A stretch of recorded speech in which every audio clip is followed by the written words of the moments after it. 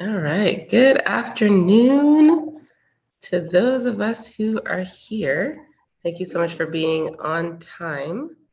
And we will jump right in because I do want to make sure that we start on time and then end on time today.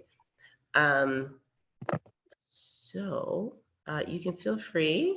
Hi, Michael. Hello. Hello. How you doing? Fantastic. Doing really great. Thank you. Um, and hey, hello. Oops. Oh, oh, I'm not doing that right. All right. So we'll wait a couple of seconds here while some folks straggle in on their lunch breaks. Um, and then we'll jump in. Welcome to Relationship Series installment number 2. We'll be talking about platonic friendships between males. And I'm hoping that more males come through for the convo. Because, here I am, a female, and wanting to talk about this important topic. So maybe, let me wait maybe 10 more seconds here just to make sure. And then maybe I'll give you a little heads up. Very informal, kind of free conversation. Wanting to hear from everybody. Everybody's input is welcomed. And so you can feel free. There's going to be a few slides. We'll do a little bit of grounding for ourselves, just sort of grounding ourselves in the topic. But yeah, feel free to turn your mics on and your cameras on and all that good stuff. And participate as much as you feel you want to or you need to or what have you. And we'll just have a really great conversation. If you are in a space where, because I know some people, message, they were like, oh, I'm at work and so on. If you're in a space where you just want to listen or where you can't, you can always type in the chat and I'll monitor the chat as well, just for your input. As we go through some of the slides and some of the questions. And really, they're questions just to kind of locate us and get us thinking, and of course, to fuel the conversation. So maybe I'll introduce myself right off the bat if anybody doesn't know me, and of course for the replay, for those who will be watching the replay. I am Genevieve. I am a registered psychotherapist in Toronto, Ontario, Canada, and I've been doing clinical therapy for almost just under 10 years or so. And I love it. I love working with individuals, couples, and families. And I do the business of relationships. And so relationships are what I'm about and what I love and what my passion is. And so doing this series is very inspiring and motivating for me because we get to talk about my favorite topic, which is relationships. And I called it REAL-ATIONSHIPS because sometimes we don't get a chance to really talk about the nitty gritty or perhaps the undertones, the underlying themes and drivers of how we've learned to do relationships and then how we execute relationships. And a lot of people are really not satisfied with their relationships, the quality of the relationships and so on. So I thought, creating a platform for us to talk about the things that we may not get a chance to talk about with, our friend groups or our peer groups or our colleagues. It would be really cool for us to do that. So that's why we are here today. So welcome to installment number 2 of the Relationships Series. And we'll jump right in. I want to ground us with a definition. So we're talking about platonic relationships between men and men, between men. And platonic means a relationship of emotional connection without sexual intimacy. And so I really want to, one, provide that for us. Hi, glad to be here. First time out. Thank you so much for coming out, Kwesi. Good to have you. No worries, absolutely no worries. You can keep your camera off and you can certainly type your thoughts. Welcome, good to have you here. Thank you so much for being here. So platonic is a relationship of emotional connection without sexual intimacy. And I really want to highlight just where I'm coming from. So give you my context and my framing.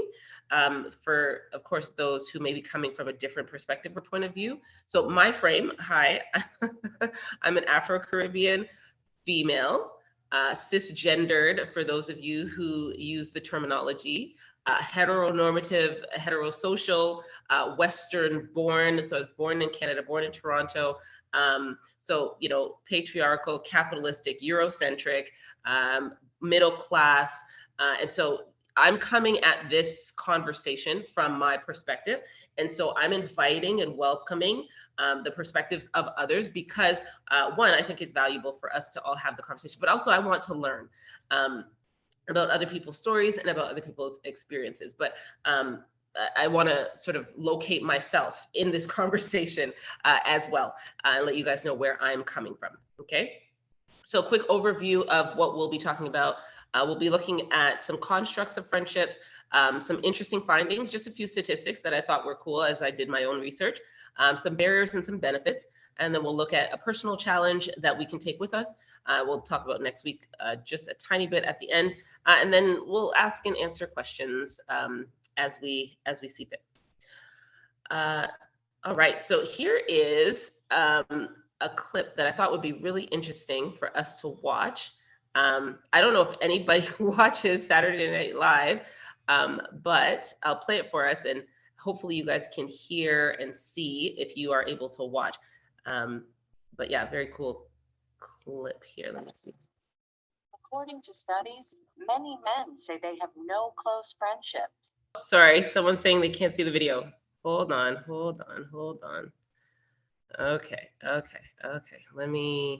Can you guys hear the video? You can hear it, but you can't see it? Is that what I'm getting? Oh, it's there now. Okay, gotcha.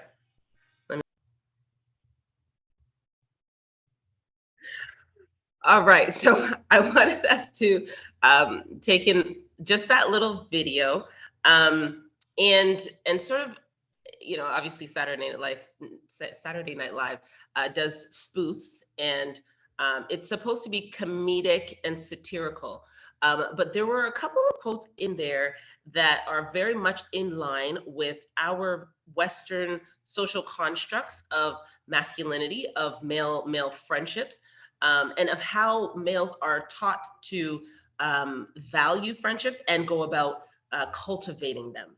And most of the time, what we see, you know, in these sort of spoofs and whatnot, is sort of like it's kind of funny that men don't do relationships, or men don't have quality relationships, or what have you. And I want to make sure that maybe I'm clear when it comes to the little video and whatnot. It's really for us to locate ourselves in cultural norms that can be destructive and that put men at a disadvantage. And so we come from a sort of a deficiency standpoint when it comes to masculinity and male friendships and so on. And I want to make sure that we also avoid comparing, you know, male friendships to female friendships, right? Because they're separate and they're apart and they are different. And so men will engage differently with one another. And so it doesn't have to look the same way as female friendships, but just the idea that, you know, it's so difficult for men who, you know, want to engage or want to have, you know, want to be human really, and want to engage on an intimate level that is soul motivating or soul inspiring, you know, just surface, that is just so difficult for men to find that space. And there was a couple quotes in there that I thought were interesting about intimacy and vulnerability, and, you know, being shy and not necessarily knowing how to, and these are grown men obviously that we're watching, but not necessarily knowing how to go about creating the connections that they can really benefit from on a day-to-day basis, that feed that emotional space, you know. So I don't know, maybe I'll throw it out to those of us who watched and listened. If you have any thoughts, I don't know, share maybe your thoughts on the video. Did it strike a nerve, or you know, I don't know, totally relatable at Man Park, awkward interactions? Absolutely, Chrissy. Yes. So you've experienced some awkwardness as it relates to connecting with other men, right? Someone's mic is on. Sorry, I can't tell. I would say I haven't experienced awkwardness. I mean, I can talk to anybody, anywhere about anything, but I find that typically if I'm talking to men that I don't know out and about, it's usually centered around sports. Yeah, absolutely. So the conversation is going to be somewhat tailored to a topic that, and perhaps not on your end, but what maybe you feel comfortable engaging in, will be sort of geared towards something that's comfortable. A comfortable topic is like sports. Sports is like, something that you can talk to any male about. You won't necessarily jump in there and start talking about like your deep emotional ideas and concepts. But sports is like a safe Baseline. baseline. Yeah. Yeah. Okay. Yeah, absolutely. So not necessarily awkward, but certainly limited. It's typically limited to sports initially, and then as the conversation gets going, sometimes it can spiral into other things, relationships or politics, or something that's going on where I live, that they may be aware of. It'll typically start at sports, and then it'll kind of go off on tangents into other things. Yeah. Okay. So sports is like sort of a gateway kind of. Right. Yeah. And so that's a safe sort of foundation to stand on. And then you sort of gauge how you can move into other areas and more safely. Yeah, I mean, for men, sports is a way to a good way to break the ice, Yeah. for you to kind of pick on nonverbal communication from that other man in terms of what kind of person they may be. Are they into sports? Are they more the artsy type? Or, it's a good way for you to gauge, in our mind, how masculine they are. Ooh, the word, how masculine they are. Okay, hold on. So yes, often the icebreaker would revolve around sports, career, money, woman, same old generic topics. Okay, so Quasi's in agreement with that. And then there's what social or race groups of men I'm interacting with. Okay, so culture and nationality, ethnicity, that comes into play as well. When you're deciding sort of where to go as it pertains to the topic. And so Michael, you said the word how masculine. So how masculine they are, and so how do you? I mean, you distinguish or define masculinity in terms of their affinity to sort of. You said you made the distinction between sports and like the artsy type. So an artsy type, if they are into, say, I don't know, artsy, creative, like painting and movies, that wouldn't necessarily meet the masculine, like what criteria, or they. No, it's kind of like a meter, right? Like, okay, when I think of masculine, I think of, combat type stuff, football, basketball, baseball, MMA. I think about things that are heavily, masculine activities. And in talking to men, we typically start with sports because it's a way to say, okay, do you like sports? If you like sports, what sports do you like? How much do you know about sports? How much do you follow it? Like, it's just not necessarily how masculine you are, but just how it makes me, and I think a lot of men feel this way, probably makes us more comfortable having a conversation with that person if there's a certain level of knowledge. Let's use sports, for example, where we're able to converse on. Then it's kind of like it breaks down barriers. It kind of establishes nonverbal communication, what type of person I might be talking to, and then it enables us, to take that conversation in different directions. Interesting. Okay. Yeah. Candy has her hand up. Candy, yeah, you can respond.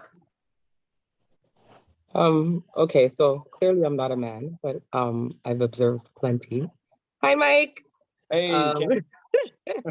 And so I'm doing this solely based on observation and just based on some of the things that I've researched and studied. So with women are connected based on like a lot of it has to do with our personalities, right? So for women, we are not necessarily, we're more important about when that information is coming out of your mouth, does it make sense? And if it doesn't make sense, we don't even care what the topic is. If it doesn't make sense, we're less likely to want to communicate with that person. That's from a woman's perspective. At least that's from my perspective, right?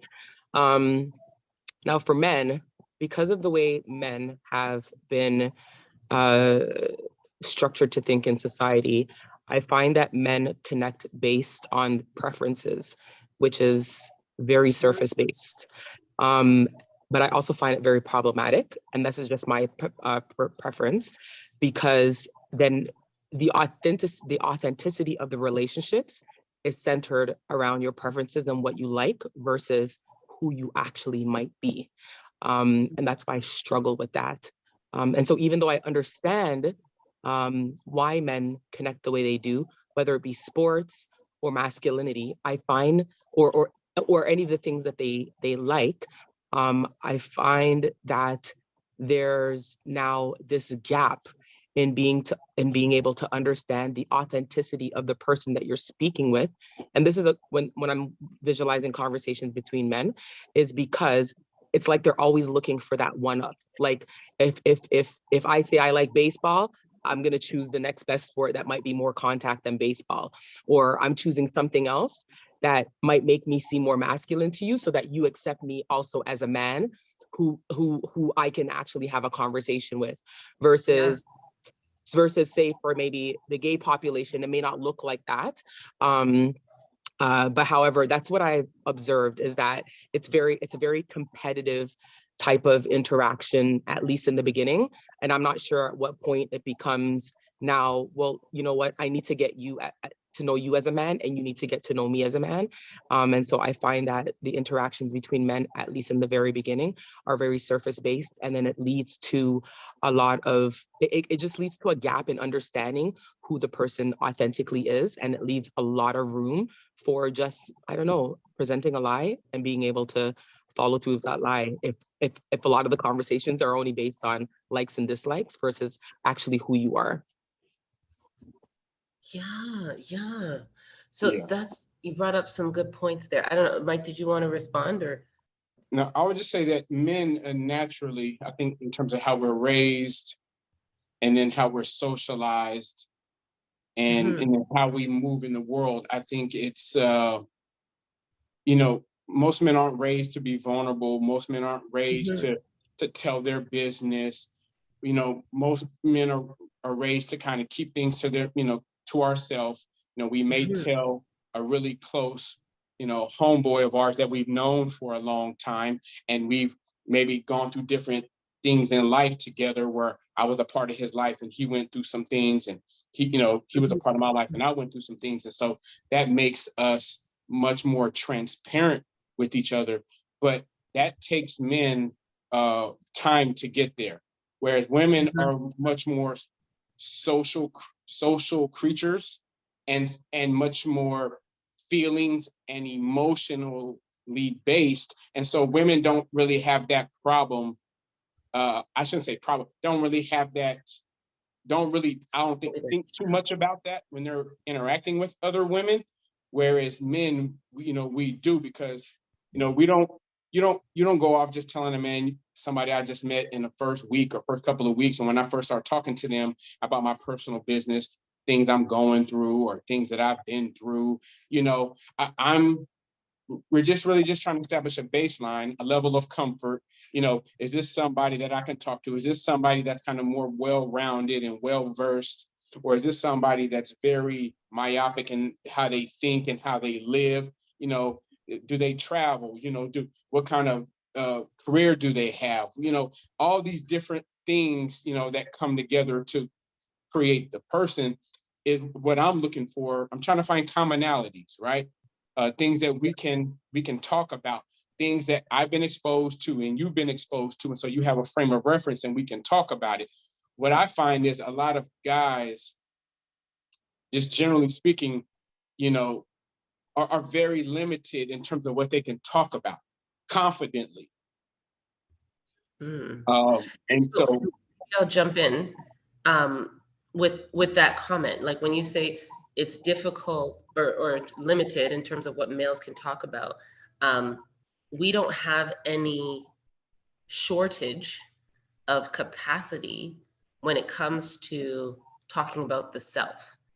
And I think as you describe, you know, what your experience has been, Candy, and then Michael, what your experience has been, obviously coming from two ends of the spectrum. You're describing similar things about how you create connection that's comfortable for you, and what sort of undergirds those connections. Like you pursue connection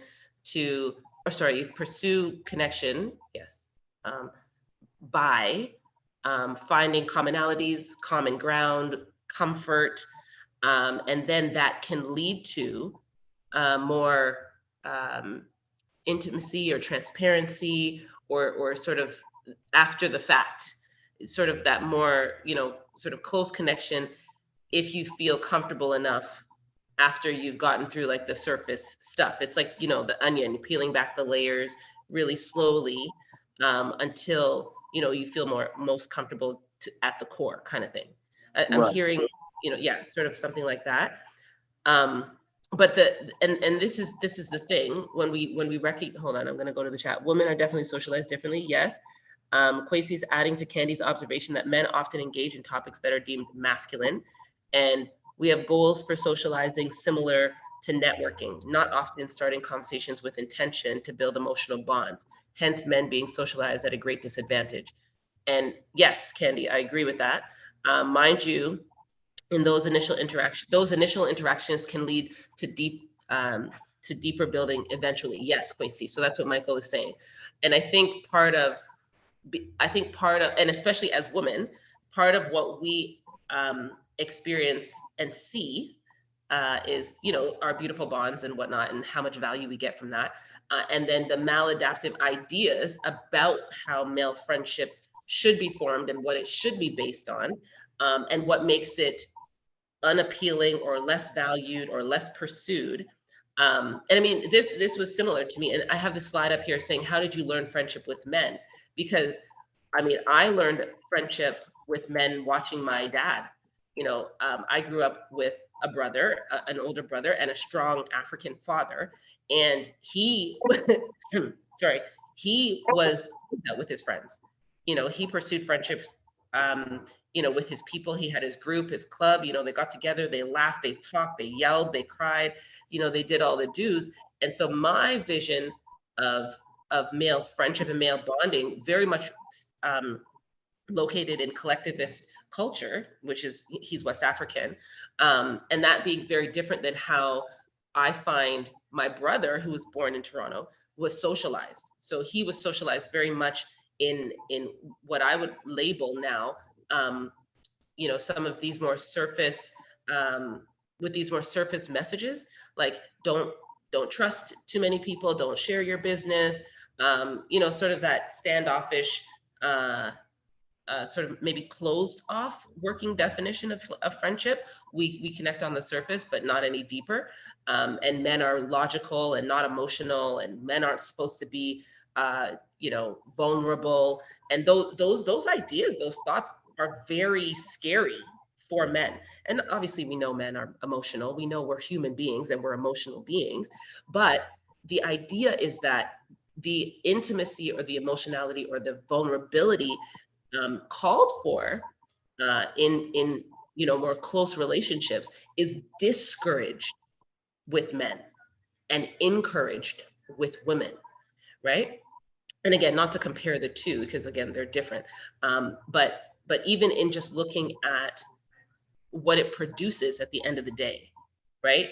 And we'll go forward and I'll show you a couple of stats. But what it produces at the end of the day is men who don't share affection, who close off, or who are underdeveloped or immature in that particular area of self, right? So, hey, we can't really connect emotionally because I don't have that part of myself developed. Like, it's just not there. I haven't grown in that area. I haven't matured in that area. And so, you know, masculinity has one face, and that face is defined as, you know, aggressive or sports or strong or lacking emotion or non-vulnerable or what have you.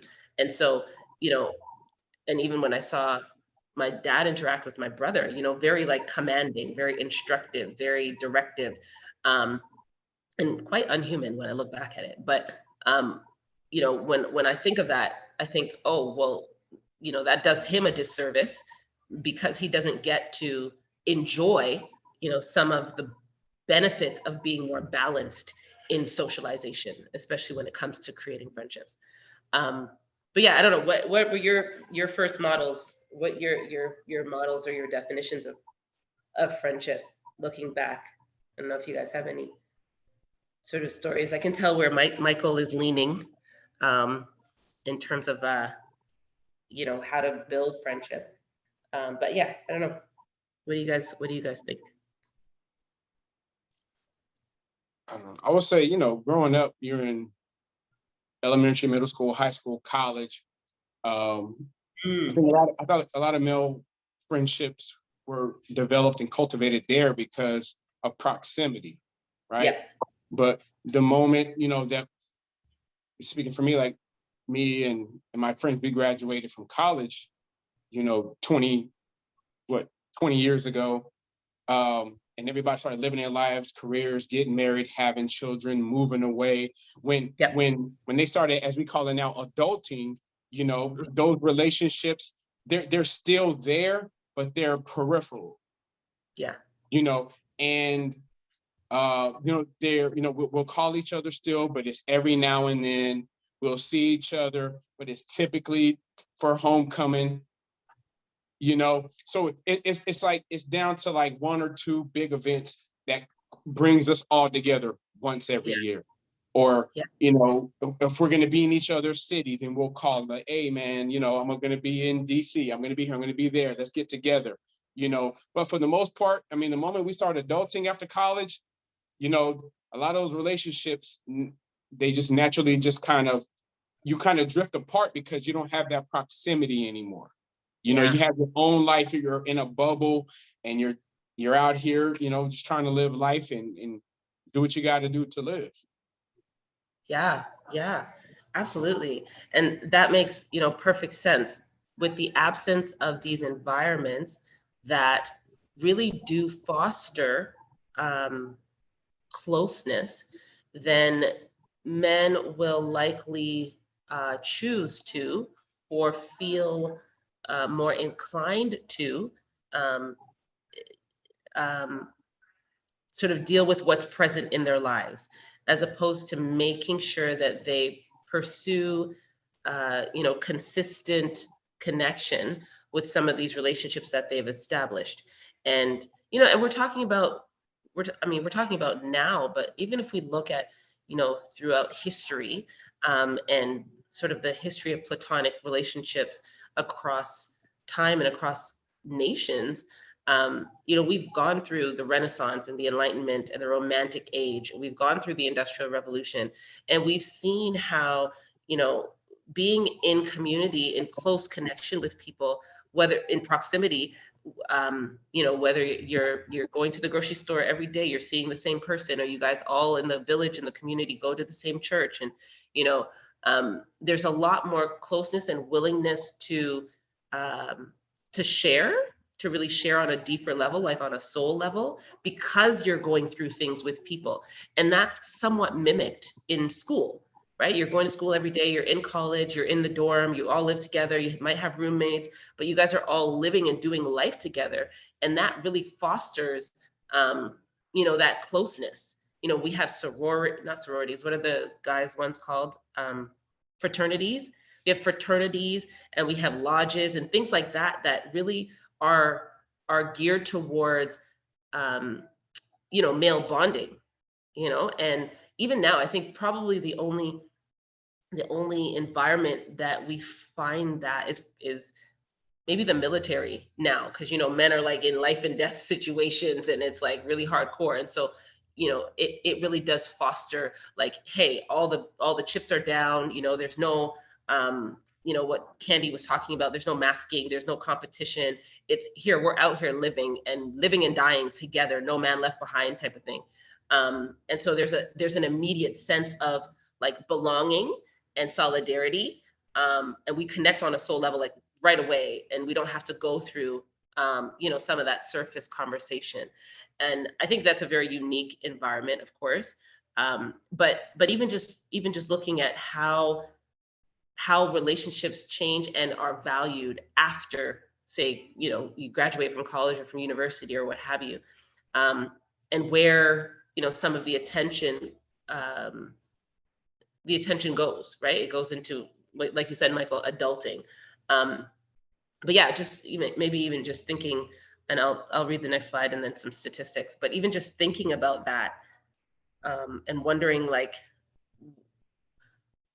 what would it be like to pursue those relationships like more deeply, like to stick together, like to keep in touch, like to have an ongoing conversation.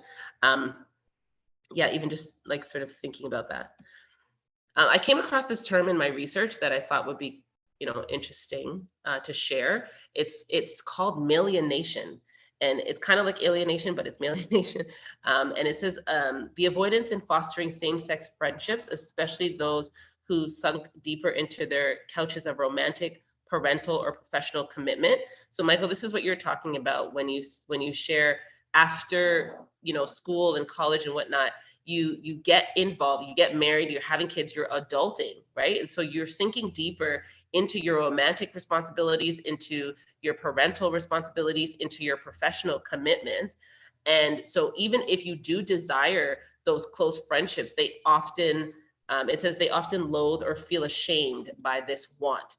And I'm wondering if that ever comes up, like the men on the platform, this sort of estrangement from this desire to have like a vulnerable brotherhood where there's like a soul connection or a bromance. I've heard that term as well, where you can have all the things, right? You can have the playing and the jesting and the sports and the aggression and so on, but you also can have the vulnerability and the expressed emotion and the soul bonding and the future planning and the sharing of intimacy, as well, where it's all normalized, where it's all enjoyed all together.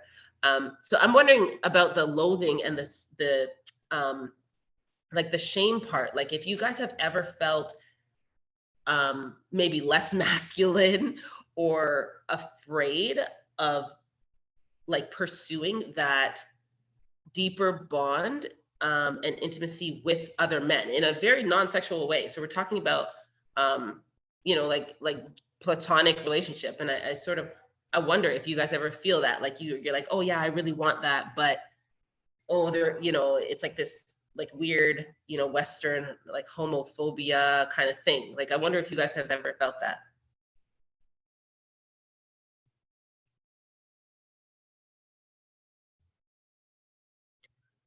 Oh, I see something in the chat. Sorry. My parents' nurturing impacted my ideas and beliefs, skills, or lack of for building relationships, period. School socialization was second on impacting me. Okay, so your parents framed for you what was valued and important, Kwesi, and then second came school socialization when you got into that environment. And now as an adult, you say you've chosen to find yourself and let go of early programming. Yeah, absolutely. Upgrading the default ideas, the constructs and schemas, right? That weren't really working for you. Therapy has been impacting my rebuilding. Bonding with men has always been difficult for me. And this is directly connected to my relationship with my father. Yeah, oh my goodness, that's big as well, right? So your first model would have been your father. Yeah. And whatever happened there in cultivating that relationship or establishing that relationship then spilled over or trickled into how you've been able to create relationship with males in your life since then. And so being able to recognize those constructs, and that's what therapy is all about, right? Even being able to recognize your early programming and what wasn't working for you gives you an opportunity now to decide what works better for you. So yeah, that's awesome. That's great. Thank you so much for sharing that, Chrissy. And I see a hand. Candy has a hand up. Yeah, sure. I'm sorry. I feel like I'm talking too much, but I get there's only like 5 of us here, so. Oh. And so like I wanted to say that, you know, and I'm not going to speak for all women, but again, this is an observation, because I know how easily we can fall into it. So when Mike spoke about, like, you know, when life starts happening, you become an adult, you get into relationships, you get married, or you get into a relationship, and or you start having children, all these things, and these things are pulling at you in every direction. And for men, some men see the need and the importance of being able to connect on a deeper level with other men, because chances are, if you're going through it, trust me, somebody else is going through it. And being able to connect in that way based on similarities and how to cope, I think is very important. And where with women, it comes easily, we're socialized to do that. Of course, men, again, are at this great disadvantage because of the influences they've had in their life and because of how society has socialized us. Now, women, I think a lot of the times are we're antagonistic. We say we want our men to have good friendships, healthy friendships, male friends that they can talk to, male influences, role models that they can speak to, have conversations with, be friends with, confide in. And then when they start doing that, it's you're not giving me enough time. How come you're not talking to me? I should be your biggest confidant, which is true, but men also have not been socialized appropriately how to balance. That's the problem, right? They haven't been taught how to balance. And so now they're being pulled in 10 different directions with an overload of responsibility to their family, their wives, their children, but they don't have this circle of supportive men who also need supportive men to surround. Like, it's a bunch of men who need support, who can also support each other. And sometimes women are antagonistic in our behaviors, in not allowing those, and not supporting and cultivating those relationships for one reason or another. But I think that's also a thing that I've seen, is that I think a lot of men do want that. They do want healthy relationships with other men, but there's so many things that like antagonize that process and frustrate the process. And they're just like, forget about it. Like, I just rather have peace. When I think, especially for men who are married or who are in relationships with women and have children, there needs to be a sort of balance for that. And there needs to be room and space created for that, knowing how difficult it is for them, knowing that it's not something that comes easily for them. I think that we are responsible for helping promote that and helping in that process so that they understand and know that they're safe to do that and that there's not going to be any backlash when they come home. I think that's really important. Yeah, and that speaks of yeah, that's a good point, and I think that speaks to some of these numbers here, because part of it is, and the SNL spoof there kind of touched on it. Like, part of it is women have taken on the brunt of the emotional work that's required in relationships with men, whether it's a mother, an auntie, a sister, a girlfriend, a wife, what have you. And I think the clarion call is for the onus to be on men to take responsibility for their own requirements and needs as emotional humans, as emotional beings, and pursue that, pursue some of the fulfillment of those needs with other men. And so I hear Candy saying, and also as women who don't want to continue to bear, the lion's share of the emotional work, we have to also, with our sons and with our fathers and with our husbands and so on, we also have to be encouraging of the pursuit of this really difficult thing that society actually discourages men from doing.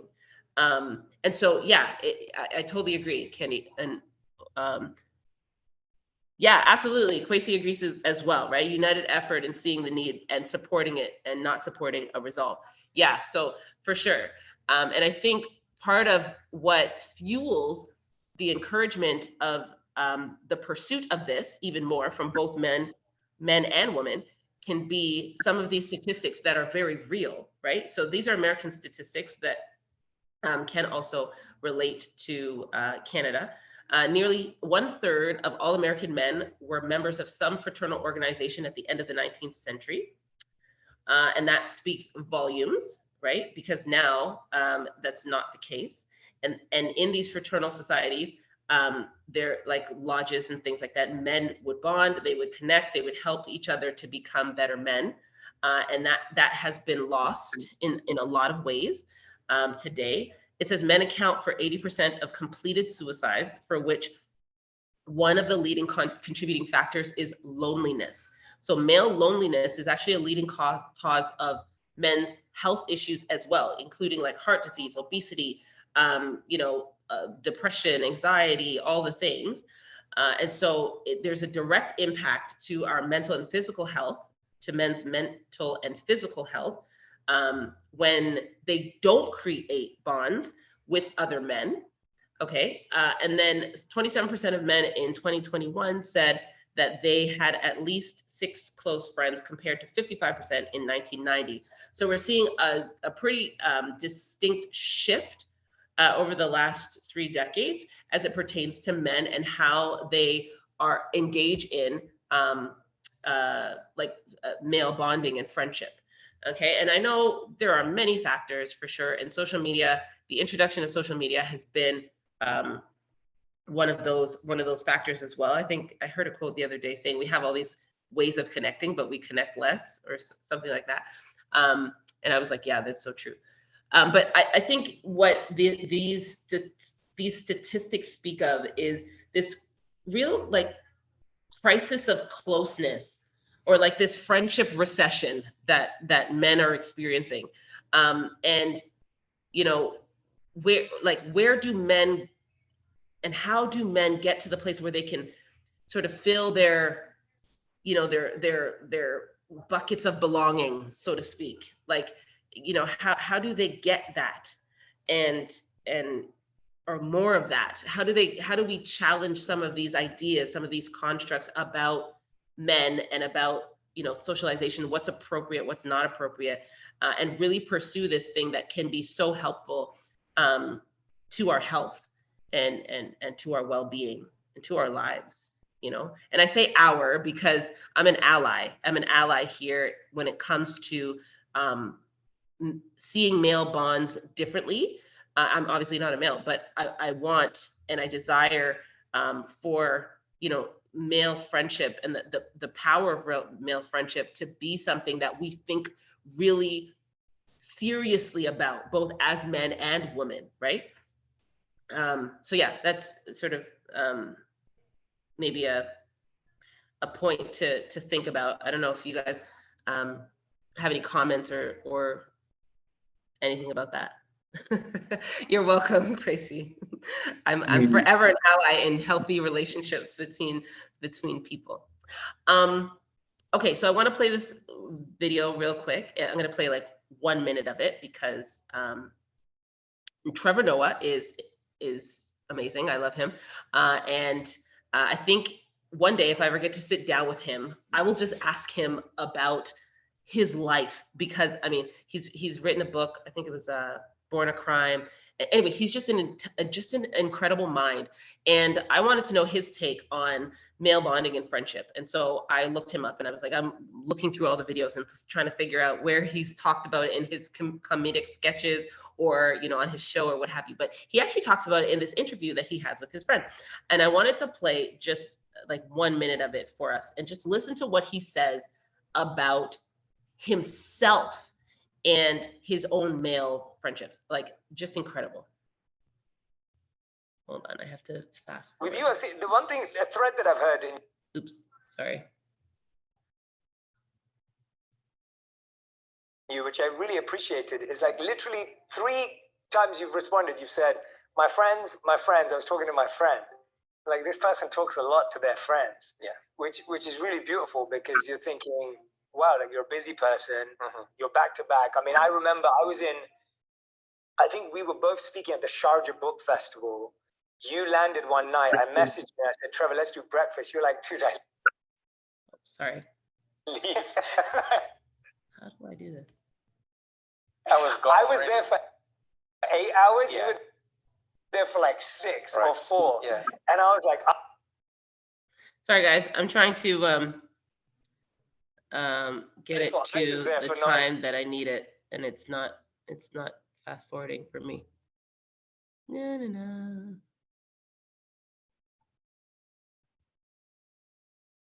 Like I was there for 8 hours, and you were like, dude, I'm literally leaving tonight. And so you're a busy person, but in this conversation, so many times you said friends. Like, yeah, like who are the friends? What? Okay, sorry, guys. We the can't one watch the thing whole that thing I've had- because it's like 11 minutes. But what I'll do is, if you guys post your emails in the chat, I will send you the clip. It is such a deep and profound clip of Trevor Noah talking about how friendship has, sorry, how the pursuit of friendship in his life has helped him mitigate loneliness and mental health issues and sickness, really, and his pursuit of that. And I really want you guys to hear it because I think it's sort of a paradigm, maybe not a paradigm shifter, but a paradigm nudger. And so just throw your emails in the chat. I will send the link of the clip to you. And it's around 4 minutes and 30 seconds where he really kind of digs deep and starts sharing some of his own nuggets about friendship. And again, just an intelligent mind who's really down to earth, really authentic, really transparent. And I think he has valuable things to say just about everything. But of course, we're talking about this topic today. Thank you guys for throwing your emails in the chat. And yeah, I'll send that out to you guys. Just a couple more things here, and then we'll jump into some like questions or even just your last thoughts, because I do want to make sure we finish on time. I want you guys to think, just like maybe 5 seconds, and sort of look at yourself. And what is your biggest barrier? What is the thing that hinders you, you know, from really jumping headfirst into this space? And I have my own ideas, right? But like, what is stopping you, like internally, externally, socially, relationally, historically, all the leads? What's the one thing you found has really stopped you from pursuing this kind of relationship, or encouraging the men in your lives to pursue this kind of intimate relationship with other men? I mean, I would say for me, you know, I'm self-employed. So, you know, I'm not working in an office around other people. You know, I'm by myself. Yeah. Quite a bit. You know, I'm not around men unless I go to a restaurant or I go somewhere, you know, where other men are. So it's just kind of one of those things. And then my friends, you know, my college friends, everybody is scattered about, you know, the United States, living in different places. And so, you know, that makes it challenging. And I mean, at my stage of life, I'm like, I haven't intentionally sought to create new connections with men, you know, and establish new friendships with men. It's like, I like the ones I have from college. That's cool. I have a couple here locally where I live in Atlanta, you know, and I'm content with that. But there are times I'm like, where I say to myself, you know, I wish I had some men here in Atlanta that I can, you know, like a group of us, 5 or 6 of us, that I could get together with. Yeah. So I hear proximity is one barrier. So just not having people in the space, and then intentionality being another barrier, right? So not necessarily pursuing it. Yeah, absolutely. Anyone else? I know Candy was saying, I really like that point that Candy brought up, just in terms of encouraging the men in our lives to pursue, and also being, supporters when they do pursue, right? And giving them the time and space to do that. Okay, I have like 2 more slides or something like that. So this is this is the Jesus factor, okay? I think we can probably all agree that that Jesus was, hold on, name, reasons, excuses, like lack of skills, lack of awareness of groups, spots to go to, but self-reflection makes me take accountability for my own fears and worth. Yes, thank you so much for that, right? Because there are external factors that I hear. So I hear you saying there are external factors that present barriers to pursuing this kind of relationship and to having grown in this type of relationship, but there's also an internal accountability that you have to take for not pursuing it, right? So even if it's a fear of what you have to overcome in order to enjoy that kind of relationship, right? So fear of your own fears and your own insecurities, your lack of self-worth, or I've actually heard people say, I don't pursue close relationships with other people because I don't really like me, and I'm afraid they're not going to like me either. I'm afraid that when they get to know me for real, they're not going to accept me. They're not going to like me.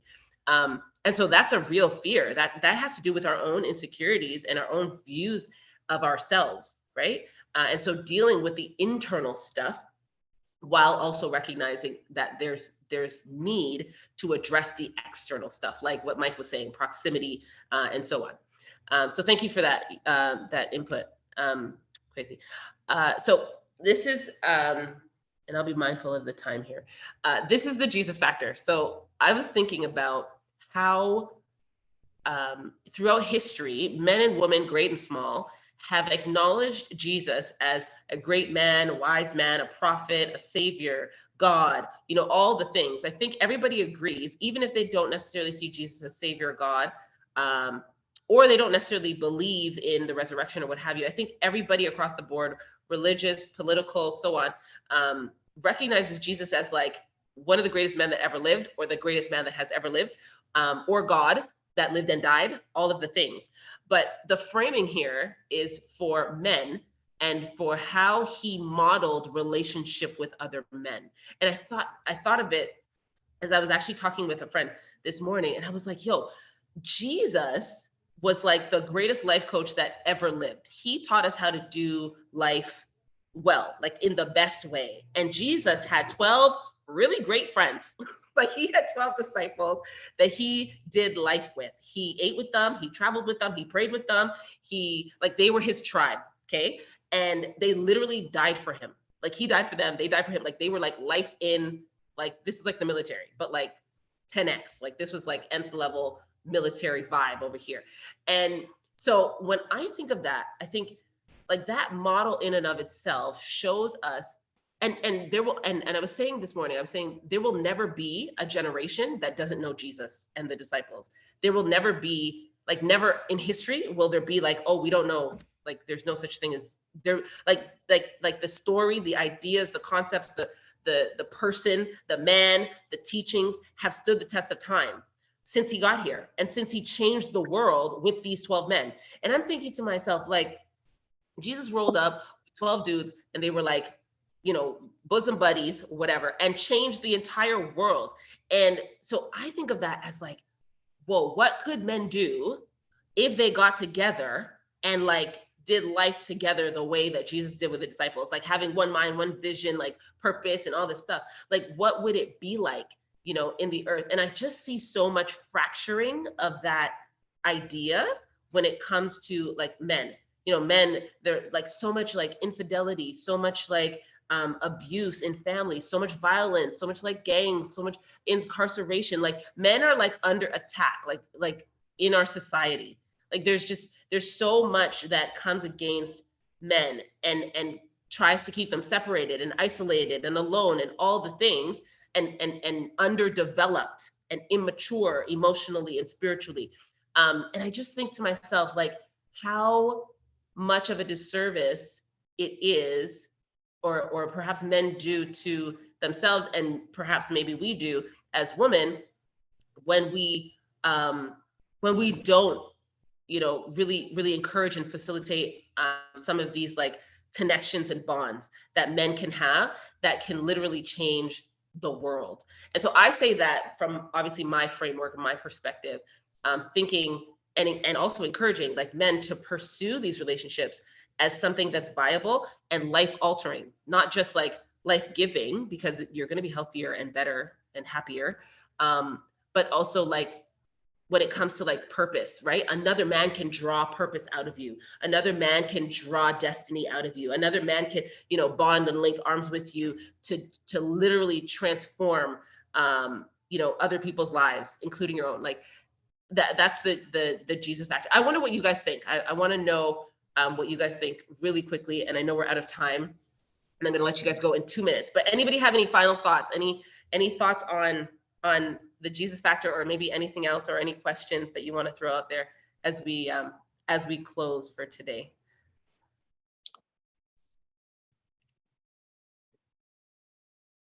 I'll say I think there is a plan of the enemy to keep men isolated and alone, because he knows that united men is one of the greatest forces on this earth, and that a lot can be accomplished. Our families would be better, the world would be a better place. We raise our children and more positively contribute to society if men were more united. So I just think this is the plan of the enemy, that to keep men where we are, why men are under attack, and why men are made to feel this, that, and don't be vulnerable. Don't, talk to other men and be secretive and toughen up. Don't be a punk and don't be a sissy. And, real men don't cry, and all these different things that we're told from little boys until today. And I just really think it's a demonic plan to keep men like that, because if you can effectively handicap the men, then the women and children follow. Like everything breaks down when men break down. Wow. Yeah. Well said. Well said. Absolutely. And Kwesi agrees. He says the JC life example and discipleship is an undeniable example of brotherhood. Absolutely. And True Belizean Gail says, I agree with Mike. Absolutely. Yeah. Yeah. Yeah. And we see it, it's happening. It's happening. So the counter to that is to be intentional and aggressive in pursuing the alternative. And I'll just go through this really quickly. And these are just my ideas about where to start, right? So valiant men, vulnerable, intimate, vulnerability, intimacy, authenticity, empathy, connection. These are like curse words when it comes to male socialization, I've heard. But I want to present them as like a new narrative that we can buy into, right? And really just like even seeing the words. Some people say that it's very uncomfortable to read these words and apply it to themselves. But yeah, I just want to throw them out there as something to think about and something to offer yourselves, kind of like a gift.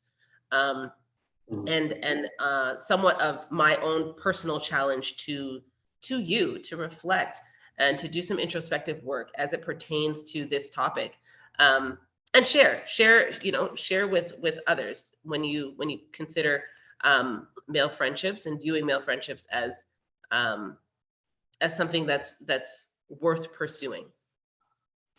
Okay, so we'll close for today. I will thank you so much for throwing your emails in the chat. So I'll send out the recording so you can review it, or you can share it if you want to. Next week, we'll be talking about parental relationships. Parents, it's all your fault, or is it? We'll be looking at parental attachment, what we learn as pre-verbal beings, and how that translates into the rest of our relationships growing up. How much of it we can blame on our parents? Just kidding. How much of it we can learn from our parents, and then we'll go on. Yeah. So next week we're doing parents, it's all your fault, or is it? Transformational Conversations, the REAL-ATIONSHIPS Series, next Thursday at 12 p.m. Eastern Time. So be out and be here. If you want to, you can jot down the survey link and do the survey. I would love to hear your feedback, to know what you liked, what you didn't like, what you thought might be helpful, what you'd like to see added, perhaps topics that you might want to engage in the future. I would just love to hear your feedback. And yeah, let me know. And so take down the survey, what is this link? Take down the survey link and send me your feedback. And I'll see you guys next week for Parents, It's All Your Fault.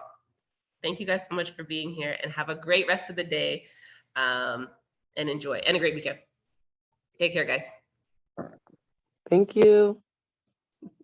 You're absolutely welcome. My pleasure.